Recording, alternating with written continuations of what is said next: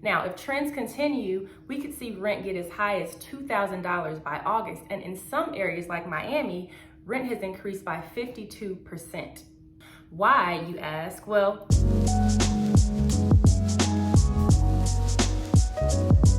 hello everyone, my name is Skye Burch and I discuss wealth building, budgeting, and give you practical tips to help you progress and move forward in your life. Today I'm going to be answering the question, why is milk $1.50 more than it was a couple of months ago, and why are prices so high? I mean, we need to know these things so that we can make the best decision for our lives. Now, short answer is inflation, but we need a little bit more information than that. And inflation is just when demand outpaces supply, and it could be for things like clothes, shoes, houses, furniture, and more. Now, just to put things into perspective, there's something called CPI, Consumer Price Index, and it shows where inflation is. And currently, we're at an 8.3%. Now, normally, we're in the 2s and 3s, so 8.3% across all goods is the largest year-on-year increase since 1981. And, you know, it makes sense when you compare prices of common goods to last year. So let's see who's in the 14% increase bucket.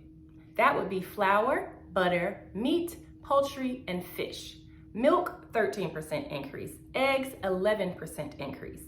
And for the one that many of us have felt increase insanely, gas prices are up 48% from last year, and many people are bothered because people are making life decisions, major life goals, and they're having to restructure them or reconsider them based on these price increases. Having to think about where you're gonna live, if you're gonna buy a home or if you're gonna rent. And I know you're like, well, how much more does it cost to buy a home and how is this impacting rent? Knowing the information at least arms you with the best decisions to make for your life.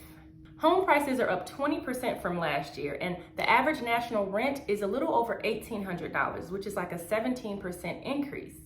Now, if trends continue, we could see rent get as high as $2,000 by August, and in some areas like Miami, rent has increased by 52%.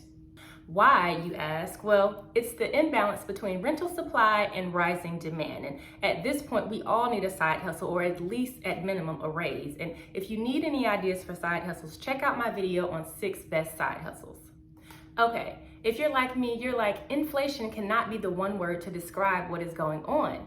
Like why gas prices are $4.61 on a national average. And you would be right. The nation is open and lots of people are driving. So much demand for gasoline and not enough supply. Plus, Russia is a big supplier of oil and one of the largest suppliers to the US, but since we're not importing energy from them anymore due to the sanctions, this leaves less supply for the growing demand, which would make gas prices go up even more. Okay, the gasoline part makes sense, but why is food so expensive? Well, most food comes in by truck. Gas again, and there's also supply chain pressures because lots of people are doing so much shopping and grocery stores are just responding to the market. By the way, if you're finding value in this video, go ahead and leave me a like or leave a comment down below to let me know what you think about these price increases. So we have supply chain pressure with less supply, gas prices are up, which makes the flow of goods to the grocery stores much higher by the time it actually gets to the store, and then that price is passed on to the consumer. All right, well, got it. We know these prices are high. We know it's due to inflation, that demand is outpacing supply. But what is being done to promote stability?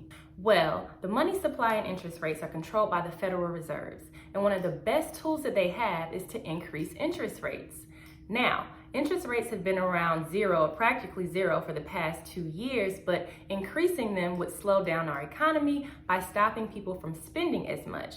But while it would do this, it would also increase the rates for mortgage rates, auto loans, and student loans. So it's a little bit of a double-edged sword. But essentially, increasing interest rates would slow down the economy. Now, as we all watch our grocery list stay long because we can only buy 7 to 10 items at a time, people are wondering, is there hope for a turnaround? Well, no one can say for sure, but this can't last forever, and the government is taking steps to help families not have to pay so much for basic goods, such as food assistance program and increasing benefits for people. So all we can do is hang tight, be proactive, and know that there is hope for a turnaround. Also know what you can do in the meantime. Negotiate your pay, invest your money, cut back on spending, and update your budget to include more cost-effective items. I hope this video helps you to understand why milk is $1.50 more than it was a couple of months ago. And no, your money is not disappearing. It's just an issue of supply and demand. And yes, prices are high, but at least we know what our role is while we wait for the turnaround. So thank you for watching, and I'll see you in my next video.